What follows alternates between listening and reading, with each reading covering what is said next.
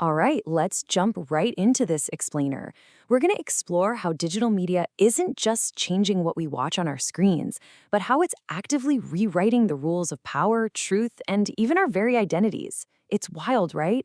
We are living through a truly profound sociological shift, and to actually understand it, we've got to look way beneath the surface of our daily digital habits. I want you to really think about this the next time you're just mindlessly scrolling through your smartphone. When you like a post or share that funny cat video or drop a comment, what exactly is your role in that moment? Are you just passively consuming entertainment? Are you actively creating culture? Or, and this is what some sociologists suggest, is your very attention literally being packaged and sold as a commodity?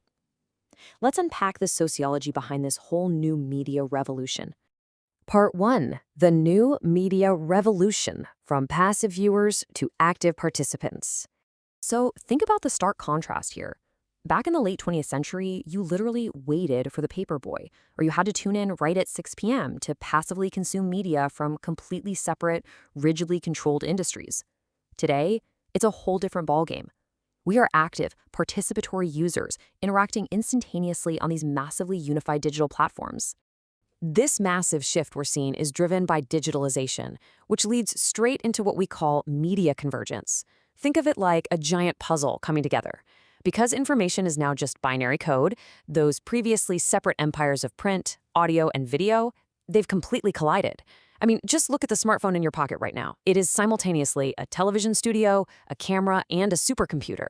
This convergence totally blurs the boundaries between media industries, allowing giants like Google, Meta, and Netflix to operate across multiple sectors all at once. The sociologist Henry Jenkins hit the nail on the head when he argued that this technological shift doesn't just change our devices, it literally changes our culture.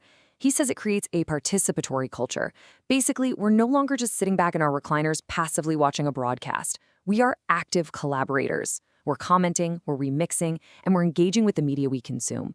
Moving on to Section 2, the rise of the prosumer, the battle for digital power. Because of all this interactivity, this completely new type of media user has emerged on the scene. We call them the prosumer, and it's exactly what it sounds like. It's a mashup of a producer and a consumer. You aren't just watching anymore. You are using platforms like YouTube, TikTok, and Instagram to simultaneously create and consume content.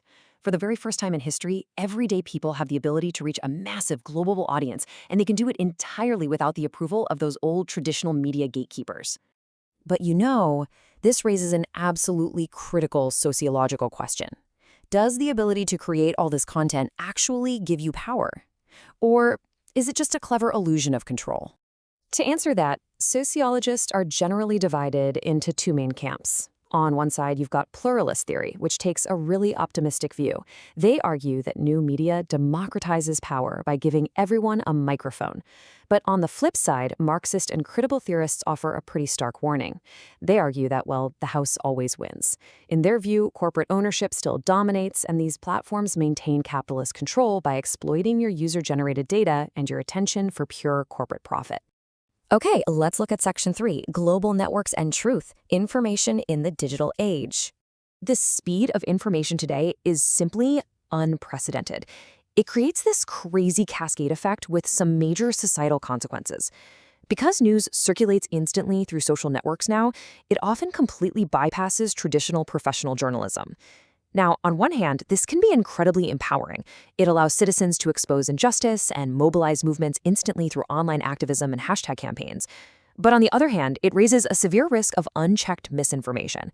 Some postmodernist sociologists argue that the sheer chaotic abundance of instant information creates a fragmented reality, a world where truth becomes totally subjective and audiences just construct their own personal versions of events. And, of course, this rapid flow of information certainly doesn't stop at national borders, which brings us to the globalization of media.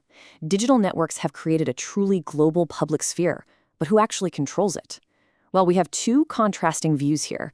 Critics warn of cultural imperialism. This is the fear that Western corporate dominance means global audiences are constantly consuming and just passively absorbing a homogenized Western lifestyle, which could potentially erode distinct local cultures. Alternatively, hybridization theorists argue that these global media flows actually encourage a dynamic mixing of cultures.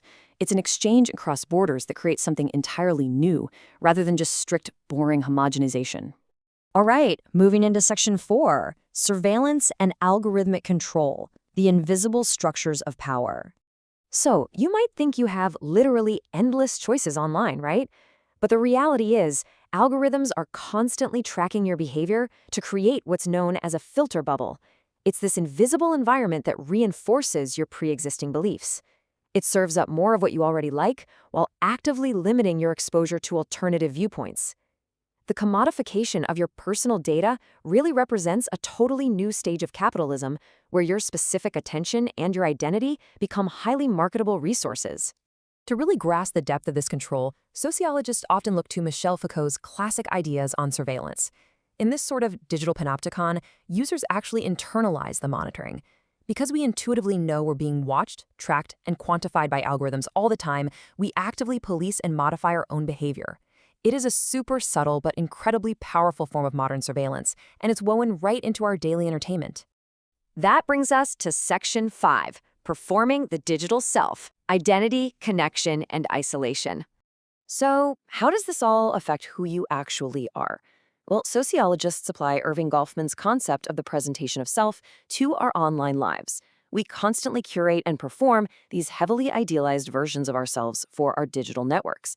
Think about it. We take 50 photos just to post the perfect candid shot, right? That completely blurs the line between our complex everyday reality and our polished digital PR campaigns. But continuously performing that idealized self definitely comes at a psychological cost. It leads to what we call the connectivity paradox. Constant online communication gives us this totally unprecedented ability to connect with literally anyone globally. Yet, simultaneously, it can produce incredibly deep feelings of isolation and anxiety. We are more connected than ever before, but we often feel more alone because we're constantly comparing our messy behind-the-scenes realities to the highly curated highlight reels of everybody else. Now, the absolute crucial point to remember as we start to wrap this up is that the digital frontier is not some perfectly equal utopia. A persistent digital divide still remains. Access to technology, and maybe more importantly, the literacy to actually benefit from it, varies heavily depending on your social class, your age bracket, and your geographical location. Not everyone is experiencing the new media revolution in the exact same way, and honestly, many people are being left behind entirely. The sociology of new media really reveals a landscape that is both incredibly liberating and deeply controlling.